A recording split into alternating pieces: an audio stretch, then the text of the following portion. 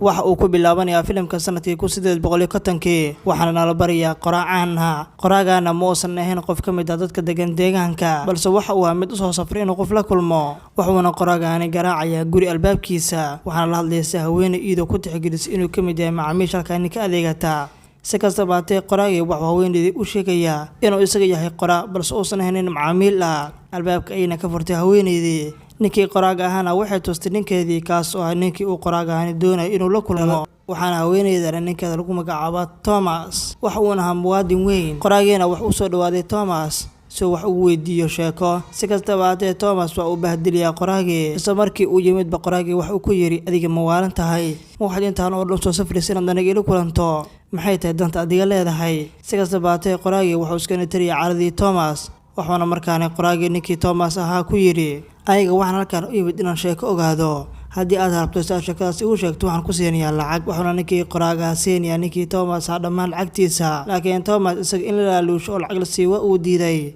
waxaana qoraaga ku yiri ninkii Thomas orad tag taariikhda dawladda sheekadaas halkaas ayaad ka heli kartaa laakiin qoraaga ayaa markaas waxa uu ku yiri Thomas oo aniga waxaan u baahanahay inaan dhageysto sheekada dhabta adiga ay qani fadlan iga sheekay mu baahan inaan eego taariikhda dawladda Thomas markuu madana maqli aad uga calooday waxaana markaana ku yiri qoraagii waana halkaan isaga tagtaa sida ugu dhaqsiyaha badan isagoo walwalsan qoraagii ayaa wax uu bilaabay inuu halkaas ka soo tago laakiin xaaskii Thomas ayaa qoraagii wixii u diiday inuu halkaan ka tago waxaana markaas ku tiri fadlan anaga nacafi maxay yiri ninkeyga Thomas aad u dibcad xun yahay xaaskii Thomas waxay markaan u maanaysaa ninkeeda Thomas iyadoo markaas ku tiri waxaan ka codsanayaa ninkeyga inaad ninkaan sheekada uu rabo ugu sheekayso si aan markaas wax badan u ogaano wadambeeyay ninkii Thomas waxa uu ogolaaday inuu ka sheekeeyo sheekada isagoo markaas uu sheekeynay codsigii xaaskiisa waxaana ku yiri Thomas waxaan ka sheekeynayaa in allaale intii aad awood oo aad adiga qaadan karto waayo sheekadani mid awaal maysan ahayn ee waxay ahayd mid musiibo ah sheekada ayuu sii gudgalay ninkii Thomas isagoo markaas yiri waxay ahayd dhacdo nolosheeda ku soo dhacday taas oo bedeshay hadda Thomas waxa uu bilaabay inuu ka sheekeeyo sheekadii 1820kii waxay ahayd markii nibiriga lagu waarsanayo badda dhexdeeda maxaa yeelay waqti xadarkaas saliida dhif ayay ahayd sababtaas awgeed ayaa nibiriga loo waarsanayay in badan dadka waxay ganacsan jireen saliida nibiriga mana aysan mid caadi ah oo midaas khatar badan ayaa loo gali jiray laakiin dadka qaar waxay ayeen kuwa jecel nibiriga iyo inay nibiriga ka soo saaraan saliida xitaa dadka ayaa ku qamaari jiray saliidaasna dhammaan waxaa laga isticmaali jiray magaalada iyadoo markaas loo gali jiray khatar aan caadi ahayn waxaa sidoo kale la barayaa in lagu magacaabo Owen wax uuna u adeegi jiray shirkad waxa kale oo laha gacalas isaga jecel waxaana midaalna macnaanta inuu gacalasiisa ku qanciyo noloshiisa waxaana shirkadu ka shaqeynaa shirkadii nibiriga awna shirkadaas ay u adeegi jiray waxaana iska cad shirkadani wax loo sameeyay ganacsiga saliida nibiriga awna wax uu la kulmay milkiilaha shirkadaasi waxaan u sheegay ninkii awna inay doonayaan inay ku dhoofaan markab aad u qaali ah iyagoo ku safri doona badda dhexdeeda waxaana looga talagalay inay nibiriga soo qabtaan waxa markaas ku wargeliyay ninkii awna inuu isaga midaas ka qayb qaadan doono isagoo markaas shaqaaleysiin doono madaxda markabka ninkii awnaana midan inuu ogolaad aad bay ku adkaatay sababtoo ah waxa loo ballan qaaday ninkan awna inuu noqon doono kabtanka markabka marka xigta laakiin inay markabka Owen kabtan ugu dhigaan dib ay ugu laabteen sababtoo waxay shaqaaleysiiyeen qof kale iyagoo markaana kabtan kala doortay kabtankoodana magaciisa waxa waa George dhabaantii George waxa uu wiilka mulkiilaha shirkadda balantii Owen sidii ay ahayd iyagoo markaas hore ugu ballan qaad inay ka dhigi doonaan kabtanka markabka marka xigta waqti xadirkaasna mushaarkii Owen waa loo kordhiyay sababtoo ah awoodiisa shaqada ayaa zaid ahayd ninkii Owen midaas waa ku qancay kadibna waxa la arkay ninkii Owen isagoo markaas ku diyaarinay inuu markabkaasi raaco laakiin gacalasadii Owen iyada midaas meesha ku qanacsaneen waxaan markaas ku tiri Owen oo ballan qaad inaad sida u dhaqsiyaha badan igu soo laaban doonto adigoo nool gacalasadii Owen waxay ku tiri markasta waanaad xasuustaa ballanqaadkeeni kadibna waxaan aragnaa isla wiilkii George kaas oo kabtanka waxaa kaloo jiray George aabihiis ayaa ku yiri wiilkii George wiilkaygiio tag oo soo noqo adigoo guul gaaray dhammaan kalluumaystayaashii raacay markabkana meel ayaa lagu soo diyaariyay waxaana jiray dad badan kuwaas oo doonaya inay markabkana raacaan waxaana jiray wiil dhalinyaro ah oo lagu magacaabo Thomas waxa uu sheekayaqaanka da'diir kaas oo hadda gaboobay isaga ayaana sheekadan inagu sheekaynaya Thomasna waxa uu badda ku safray markii ugu horeysay ee nibiriga waxaana markabkaas ku jiray saaxiibkii Owen kaas oo ku helinaya markabkani inta kadibna kabtanka George ayaa markaan wax u imaanay ninkii Owen waxaana bilaabay inay labadooda kulmaan laakiin waxay bilaabay inay labadooda iskhilaafaan sababtoo George wax uu saaray gacan culus Owen isaga muusan dhahin kabtanka laakiin Owen isaga muusan qaadi karin wax tilaabo ah maxaa yeelay George isaga ayuu hoos imaanaya waa uu ka sareeyaa George-na waxa uu kabtanka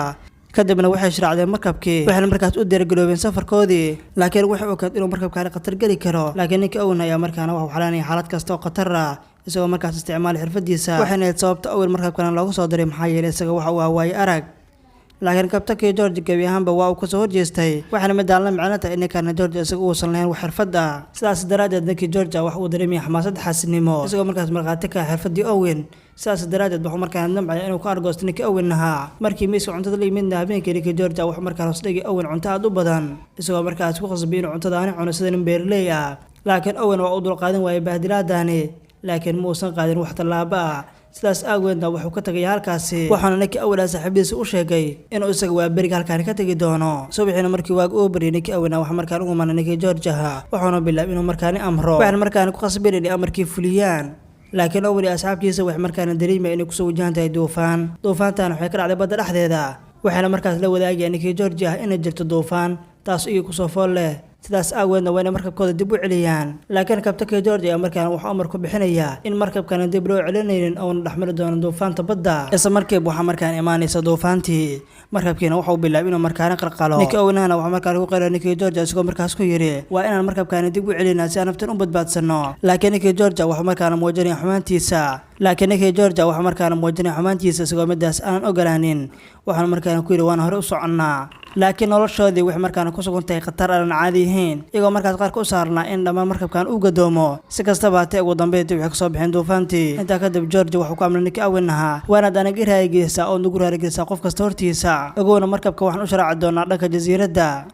waxay la macno tahay inaan dib u goran doono laakiin ninkii Owen ayaa markaan wax isku dayayaa sida ugu fiican inuu markaan wax ugu sharaxo ninkii George isagoo markaas ku yiri isku day inaad fahanto xaaladda jirta anaga ma soo laaban karno gacmo maran sababtoo arrintaani waa arrin ku saabsan nolosha dad badan waxaana dadkaas naga sugaya inaan la soo noqono saliidda oo markaas saliidda nabiga aan keenno Owenna wax markaan ku qanciyay ninkii George inay bilaabaan inay hore u sii socdaan halkii ay dib u noqon lahaayeen kadib waqti badan ay markaan sii socdeen iyagoo markaan sii socday 3 bilood waxaana markaan marhabkii joojinaya meel ka mid ah badda iyagoo markaan markabkii shiraacay waxaan halkaas joogay xogaa nabiriye ah ninkii Owen ayaa markaan wuxuu ku soo degaya markabkii isagoo markaan soo qaatay doon soo markaan u weeraro nabiriga markaas midna wuxuu bilaabay inuu markaan nabirigii weeraro nabiriga markii uu weerarayna wuxuu markaan ka taagaya waran ugu dambeyntiina waxa markaan gacanta ku dhigay nabirigii waxaan markaan ku guuleystay inay markaan saliidiisii gacanta ku dhigaan nabiriga waxaana markaas saliidaasi soo guray ninkii Thomas maadaama isaga uu aad u yaraa maalmo badan ayaa markaan ka soo wareegatay ugaarsiga nabiriga hadda ma aysan helin ugaarsi badan dhibaatada ugu weyn oo markaan haysata waxay ahayd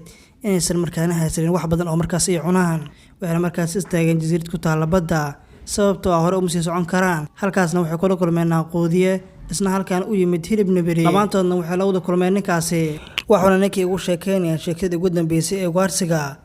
waxaana u sheegay inay gaareen dhaxbarta badda halkaasoo ay kula kulmeen nabiri aad u weyn kaasoo ku jiray badda nabirigaasna waxa waa kan ugu weyn iyo midka ugu dheer waxayna markaas u bixiyeen magaca Whale Greed waxaana nabirigaas soo weeraraya markabkoodii waxaana ka burburinaya markabkoodii waxaana u sheegay isagoo kabtanka inay ka jabtay gacan iyo cudud intii kale ee saaxiibadiisa ay dhamaantoodii baaba'een laakiin asxaabtii Owen si dhab ah uma qaataan hadalkay kabtanka ay u yimaadeen iyagoo markaas u malay inay iska taashay ka been abuur oo kaliya wayna ka soo tageen kabtankii waxaana bilaabay in markaan ay socdaan wixii cuni karaan kadib sheekada waxay markaan timid 14 bilood kadib socdaal dheer kadib waxay markaan ugu dambeyntii gaareen qaybtii badda kaasoo qoodihi u sheegay inuu halkaas joogo nabiri aad u weyn dhamaantoodna waxay markaan joojiyeen markabkoodii iyagoo shiracday hubkoodii iyo doomahoodii ay markaan soo qaateen Owen asxaabtiisa doontii ay sarnaan wax markaan soo weeraray nabiriga lagu magacaabay Whale Greed waxaana markaan markii ugu horeysay dhahoodii ku arkay nabirigii weynaa laakiin asxaabtii Owen ayaa markaan waxay ku soo laabteen doontoodii waxaana bilaabay in markaan doontii soo fuulaan isla markii waxay bilaabay in markaan weerar ku qaadaan mid ka mid ah nabirigii iyagoo markaan ugu dambeyntii ka taagay warankooda laakiin nabirigii weynaa ee Whale Greed isla markii midaan aad ugu xanaaqay waxaana bilaabay in markaan weerar ku qaado doontoodii ay markaan ku socdeen waxaana bilaabay inuu dhammaan gadiyo doontoodii intaa kadibna asxaabta Owen markay midaas arkeen wax markaan arkeen wiilkii Thomas oo raacanay badda wiilkii Thomas ayaa markaan soo qabteen wax markaan u yimaadeen doontii weyneed waxaana bilaabeen dadkii raacanay markaan soo badbaadeen oo markaan ay soo saaraan doomahooda alaabtii ugu muhiimsaneedna wax markaan ka soo qaatay markabkii dhexdiisa subaxdiina markii waag uu bariyana wax markaan bilaabay in markaan eegaan qariirada laakiin jahada ayaa ka luntay iyagoo markaas garan waayay halkay ku wajahan yihiin isla markii habeenkii wax markaan soo wajahaysa duufaan aan caadi ahayn waxaana bilaabay inay ku sigtaan inay dhamaantoodii qarqoomaan laakiin ugu dambeyntii waa ay badbaadeen waxaana markaan u bariyay waaga waxaana markaan sheekada u soo wareegaysa hal bil kadib waxaana markaan ka dhamaatay dhammaan alaabtoodii waxay cuni lahaayeen waxaana markaan ku sigtaan inay dhintaan iyagoo markaas wajahaya xaaladii ugu xumeyd kadibna saaxiibkooda ayaa markaan wax u arkay jasiirad dhul ah marka jasiiradaas arkeen aad bay u farxeen waxaana bilaabay in markaan jasiiradii dhankeedii aadaan intaa kadibna Nick Owen wuxuu markaana dareemay inay wax qaldan yihiin isagoo markaas dareemay inay wax ku soo wajahan yihiin wax kala muusan ahayn waxa uu nabirgii weynaa waxaana bilaabay nabirgii weyn inuu markaa dhakoodii soo aado isagoo bilaabay inuu dhammaan saddexdii doon ay wateen oo markaana si xawli ah u gidiyo laakiin ugu dambeyntii hirkii badda ayaa markaana wax uu keenaya xiriqa markii halkaas yimaadeen xaalkooda waxa waa mid aad u xun waxaana bilaabay inay u dhaqmaan sida xayawaanadii iyagoo markaas cunaya wax kasta wixii ay helaan si ay markaa naftooda u badbaadiyaan Nick George mid ka mid ah asxaabtiisa ayaa markaana waxay shadanayaan dab si ay markaan xogaa diirimaad u helaan laakiin markii dabka shiteen waxay ogaanayaan jasiiradan ay ku nool inaysan jirin cid ku nool mana aysan jirin jasiiradan cid joogta waxayna ahayd mid cidla ah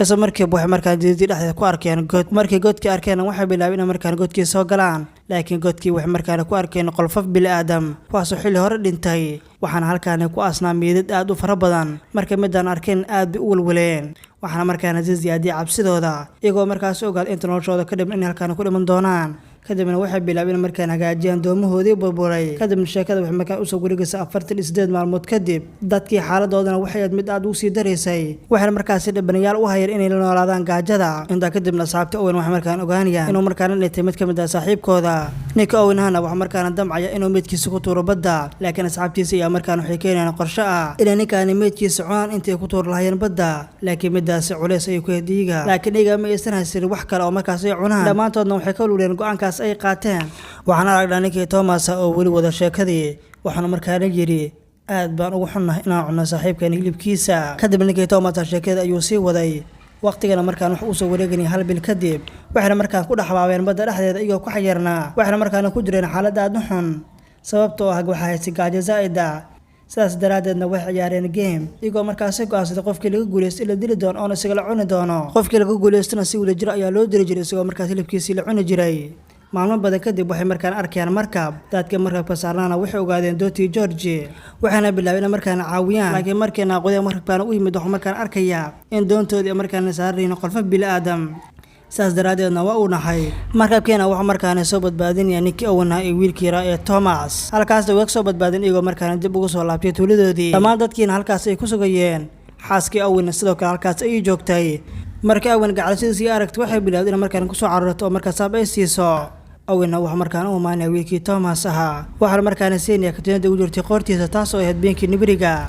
taasoo xasuusan u siisay xaaskiisa Owen halkaas uu soo tagay asagoo markaas u maanay shirkadii u shaqeynayay laakiin waxaan ogaanay Nick George inuu markaan badbaaday waxaana bilaabay Nick George inuu markaan aabiis ugu sheekeeyay sheeko qaldan maadaama aabiis oo ka mid ah howlwadaanada shirkadda laakiin markii Nick Owen midaas loo sheegay aad buu u yaabay waxaana bilaawday Nick Owen in noloshiisa hagaagtay isagoo markaas laga dhigay kabtan Nick Owen sheekadiisa halkaas ay ku dhamaatay Nick Thomas sheekada halkaas uu ku dhameeyay qoraageena waxa markaan ogaanaya dhammaan sheekadii uu doonayay waxaana bilaabay markaan mahadceliyay odaygii Thomas dhammaan sheekadiina markaan buug ayuu ku qortay qoraageena wuxuu bilaabay halkaas ka soo dhaqaajiyo waxaana markaan halkaas ku dhamaanay filimkii maanta muuqaalkeena waxa waa mid aad u xiiso badan intaan muuqaalkan mid ka xiiso badan kulmi doono sidaas iyo nabaadiino